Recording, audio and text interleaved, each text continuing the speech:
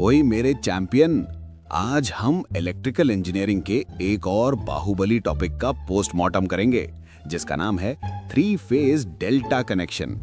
अगर star connection सीधा साधा बच्चा था, तो डेल्टा कनेक्शन सर्किट्स का कूल डूड है। कॉपी पेन निकाल ले, क्योंकि अब असली मसाला शुरू होने वाला है, रॉकेट। सबसे पहले सीन सेट करते हैं। इमेजिन कर तेरे पास तीन दोस्त हैं, आर, वाई और बी। ये तीनों एक सर्कल में खड़े होकर एक दूसरे का हाथ पकड़ लेते हैं। आर ने वाई का हाथ पकड़ा, वाई ने बी का और बी ने वापस आर का। बस बन गया तेरा क्लोज्ड लूप यानी डेल्टा कनेक्शन। यहां स्टार की तरह कोई कॉमन पॉइंट नहीं होता, यहां सब एक टीम है। अब बात करते हैं इस पूरे सिस्टम के वोल्टेज के राज की। बिजली। यहां दिमाग लगाने की जरूरत ही नहीं है, क्योंकि यहां चलता है कॉपी पेस्ट लॉजिक। देख भाई, डेल्टा में हर एक वाइंडिंग यानी फेज सीधा दो तारों के बीच जुड़ी होती है। मान ले तेरा घर यानी फेज सीधा हाईवे के किनारे है। जो स्पीड हाईवे पे होगी वही तेरे घर के सामने होगी। इसीलिए यहां एक सुनहरा नियम बनता है, जो तेरा फेज वोल्टेज है वही तेरा लाइन वोल्टेज है। मतलब VL इक्वल्स VPH। इसे तो दिमाग में टैटू करवा ले। लेकिन पिक्चर अभी बाकी है मेरे दोस्त, क्योंकि असली ट्विस्ट आता है करंट की कहानी में। Signal light. जब वोल्टेज सेम है तो करंट को तो बदलना पड़ेगा ना भाई। यहां लगता है KCL, किरचॉफ्स करंट लॉ का तड़का। इमेजिन कर एक जंक्शन या नोड जहां R फेज खत्म हो रहा है और लाइन निकल रही है।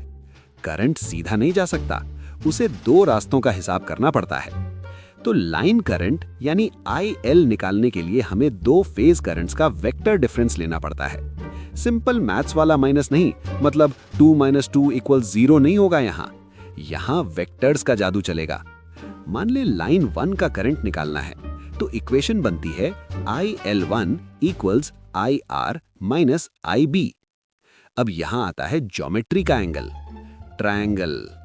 असलियत में फेज करंट्स IR, IY और IB के बीच 120 डिग्री का एंगल होता है।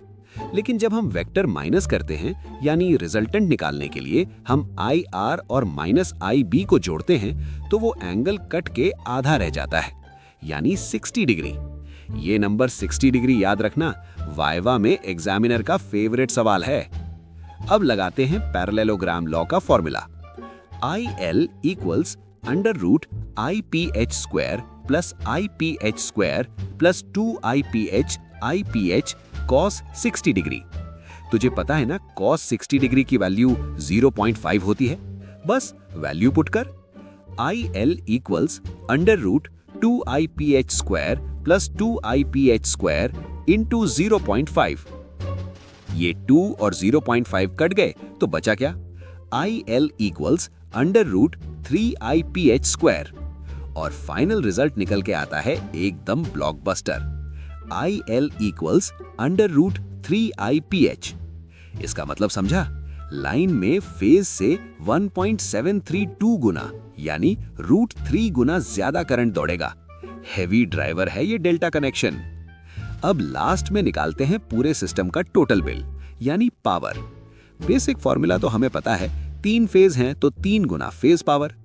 P equals 3 × VPH × IPH × cos phi। लेकिन हमें ये फॉर्मूला लाइन वैल्यूज में चाहिए, तो वैल्यूज रिप्लेस करते हैं। VPH की जगह VL, क्योंकि सेम है।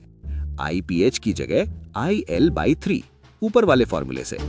इक्वेशन बनी P equals 3 × VL upon √3 × IL × cos phi। अब मैथ्स का मैजिक देख। जब तू 3 को √3 से डिवाइड करेगा तो क्या बचेगा? ऊपर बचेगा एक √3। तो तेरा फाइनल फॉर्मूला बन गया fire. P equals √3 VL IL cos phi। बस भाई, ये थी डेल्टा कनेक्शन की पूरी जन्म कुंडली।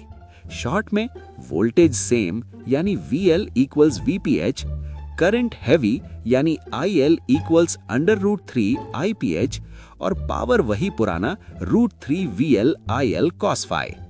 अब तू रेडी है एग्जाम में आग लगाने के लिए। जा और फोड़ दे।